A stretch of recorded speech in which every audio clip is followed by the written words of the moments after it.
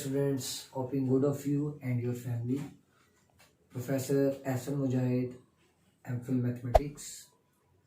Previous lecture में बेटा differentiation यानी डेरिवेटिव को डिस्कस कर रहे थे, जिसमें हमने ये चीज़ सीखी थी कि इंडिपेंडेंट वेरिएबल के रिस्पेक्ट डिपेंडेंट वेरिएबल में जो भी चेंज आता है आप उस चेंज को डेरिवेटिव या डिफरेंशिएशन का नाम देते हैं।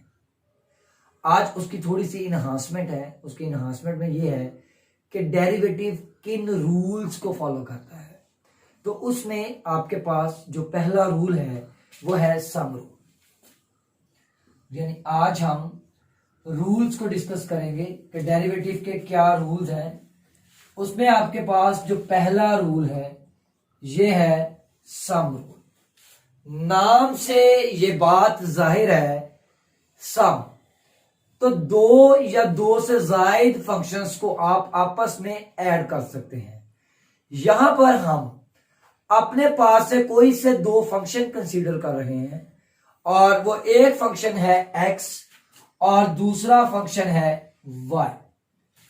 अब क्योंकि हम सम रूल पढ़ रहे हैं, लिहाजा इन दोनों फंक्शंस को हम आपस में क्या कर रहे हैं, ऐड कर रहे हैं।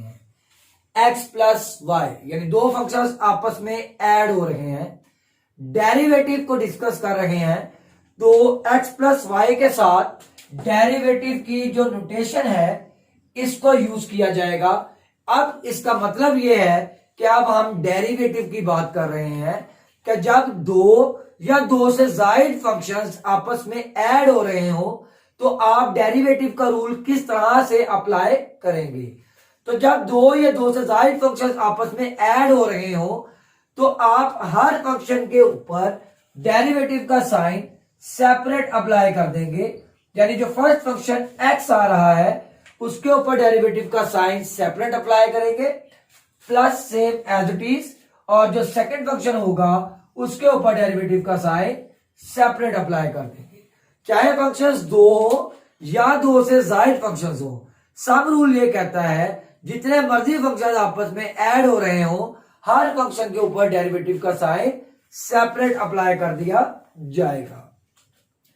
जो सेकंड आपके पास रूल है, सेकंड रूल है आपके पास सब्ट्रैक्ट रूल। सब्ट्रैक्ट रूल को आप डिफरेंस रूल भी कह सकते हैं। तो आप जानते हैं कि दो फंक्शंस होंगे तो आप उनको आपस में सब्ट्रैक्ट कर सकेंगे, या दो से जायद फंक्शंस होंगे तो आप उनको आपस में सब्ट्रैक्ट कर सकेंगे। एक फंक्शन को तो आप सब्ट्रैक्ट कर ही नहीं सकते, तो लिहाजा यहां पर भी आपके पास वही दो फंक्शंस, एक फंक्शन x और एक फंक्शन y है। तो आप डिफरेंस रूल को पढ़ रहे हैं यानी सब्ट्रैक्ट रूल को पढ़ रहे हैं, तो आप इन दोनों के दरमियान में जो साइन यूज करेंगे वो माइनस का करेंगे। तो x माइनस वाई, इसका मतलब दो फंक्शंस का आपस में डिफरेंस है। अभी यहां इसका डेरिवेटिव से कोई ताल्लुक नहीं है, कोई लिंक नहीं है। तो लिंक कैसे आएगा, जब आप डेरिवेटिव की नोटेशन को यूज करेंगे। तो डेरिवेटिव की नोटेशन है डी ओवर डी एक्स। अब सब्ट्रैक्ट रूल क्या कहता है, जिस तरह से सम रूल हमें यह बताता है कि दो या दो से जायद फंक्शंस अगर ऐड हो रहे हो तो हर फंक्शन के ऊपर डेरिवेटिव का साइन सेपरेट अप्लाई कर दिया जाता है। Same as it is subtract rule भी हमें यही कानून सिखाता है कि जितने मर्जी फंक्शंस आपस में माइनस हो रहे हो हर फंक्शन के ऊपर डेरिवेटिव का साइन सेपरेट अप्लाई कर देंगे। तो यहां पर जो फर्स्ट फंक्शन x है उसके ऊपर डेरिवेटिव का साइन सेपरेट अप्लाई करेंगे, फार्मूले का माइनस, और जो सेकंड फंक्शन y है उसके ऊपर डेरिवेटिव का साइन जो है वो सेपरेट अप्लाई कर दिया जाएगा। इनके बाद जैसा कि पहले रूल पढ़ा सम रूल, फिर पढ़ा आपने सब्ट्रैक्ट रूल, जो आपके पास थर्ड रूल है वो थर्ड रूल आपके पास है पावर रूल। और वो पावर रूल जो है वो मोस्ट इंपॉर्टेंट रूल है। तो पावर रूल में आपको पता है कि आप पावर किसी एक फंक्शन की भी टेक कर सकते हैं। पावर रूल है तो आपने हेडिंग दी पावर रूल। अब आपने सबसे पहले यह देखना होता है कि पावर रूल अप्लाई कब होगा और उसके बाद वो कैसे अप्लाई होगा। तो पावर रूल अप्लाई कब होता है, फॉर एग्जाम्पल आपके पास ये x की पावर आ रही है n, डेरिवेटिव को डिस्कस कर रहे हैं तो आप डी ओवर डी एक्स की नोटेशन यूज करेंगे। आपको इसकी थोड़ा सा इसको ब्रीफ कर दूं कि ये एक्स आपके पास यहां पर जो भी फंक्शन होगा ये बेस कहलाएगी या ये फंक्शन कहलाएगा। ये जो आपके पास पावर आ रही है ये इसको आप पावर बोलते हैं, इसे इंडेक्स कहते हैं, इसे एक्सपोनेंट कहते हैं, इसे आप डिग्री का नाम भी देते हैं। पावर के 4 मुख्तलिफ नाम हैं, चारों आपके सामने लिख दिए हैं, पावर, इंडेक्स, एक्सपोनेंट, डिग्री। अब सबसे पहले कि पावर रूल अप्लाई कब होता है। पावर रूल अप्लाई उस वक्त होगा जब किसी फंक्शन की पावर जो होगी वो क्या होगी, कांस्टेंट होगी। अगर फंक्शन की पावर कांस्टेंट होगी then we apply power rule. अगर फंक्शन की पावर कांस्टेंट नहीं होगी तो आप पावर रूल को अप्लाई नहीं करेंगे। तो यहां आप लिख सकते हैं where n is any constant, या आप इसको लिख सकते हैं रियल नंबर, यानी n आपके पास यहां कोई भी एक कांस्टेंट है या रियल नंबर है। अब पहली बात तो ये होगी कि जब किसी फंक्शन की पावर कांस्टेंट होगी then we apply power rule. अब पावर रूल अप्लाई होना कैसे है, सबसे पहले आप पावर को लिखते हैं, उसके बाद आप बेस को लिखते हैं यानी आपका फंक्शन, पावर आपकी एज इट इज। अभी तक कुछ भी नहीं किया, पावर सबसे पहले लिखी, base as it is, power as it is, और पावर में से हमेशा जो आप डिफरेंस लेंगे वो यूनिटी का लेंगे, यानी आप हमेशा -1 करेंगे, और जो भी आपकी बेस होगी उस बेस का डेरिवेटिव आप दोबारा करेंगे। फॉर एग्जाम्पल आपने डेरिवेटिव फाइंड करना है x की पावर 10 का। अब पहले मैं ये देखूंगा कि मेरा यहां पर पावर रूल अप्लाई होता है या नहीं होता। मैं सबसे पहले ये देखूंगा कि मेरे फंक्शन की पावर कांस्टेंट है या नहीं। यहां पे मेरे पास फंक्शन की पावर आ रही है 10 और 10 एक कांस्टेंट नंबर है, इसका मतलब मैं पावर रूल को अप्लाई कर सकता हूं। अब कैसे करेंगे, सबसे पहले पावर को लिखेंगे, फिर फंक्शन को लिखेंगे, पावर एज इट इज और पावर में से एक कम, और सबसे इंपॉर्टेंट बात जो बेस होगी उस बेस का डेरिवेटिव दोबारा कर लिया जाएगा। अब बेटा ये 10 एज इट इज, 10 - 1 का difference 9, dependent independent same answer 1। आप इसको मल्टीप्लाई करें आपके पास आ जाएगा 10x की पावर 9। तो ये था आपके पास पावर रूल। अब पावर रूल जो है इसके बाद जो हम डिस्कस करेंगे वो है हमारे पास product rule. Friends, sum rule, subtract rule और पावर रूल को डिस्कस करने के बाद अब जो रूल डिस्कस कर रहे हैं वो है प्रोडक्ट रूल। मैंने आपको पहले ये बताया है कि प्रोडक्ट रूल या पावर रूल अप्लाई कब होता है, सबसे पहले हमें ये पता होना चाहिए। तो पावर रूल में हमने देखा कि जब किसी फंक्शन की पावर कांस्टेंट होगी then we apply power rule. तो प्रोडक्ट रूल कब अप्लाई होगा, प्रोडक्ट रूल उस वक्त अप्लाई होगा जब दो डिफरेंट फंक्शंस प्रोडक्ट के फॉर्म में होंगे। अब यहां पर आप एक फंक्शन ले लें x, एक फंक्शन ले लें y, ये दोनों फंक्शंस आपके पास डिफरेंट फंक्शंस हैं। जब दो डिफरेंट फंक्शंस प्रोडक्ट की फॉर्म में होंगे then we apply product rule. अब आप डेरिवेटिव को डिस्कस कर रहे हैं तो आप साथ नोटेशन यूज करेंगे डी ओवर डी एक्स। इनमें से मैं किसी एक फंक्शन को फर्स्ट फंक्शन का नाम दे देता हूं, किसी एक को मैं सेकंड फंक्शन का नाम दे देता हूं। अब आप लोगों ने देखा कि दो डिफरेंट फंक्शंस प्रोडक्ट की फॉर्म में है तो आप प्रोडक्ट रूल अप्लाई कर सकते हैं। अब कैसे अप्लाई करेंगे आप ये गौर से देखिएगा।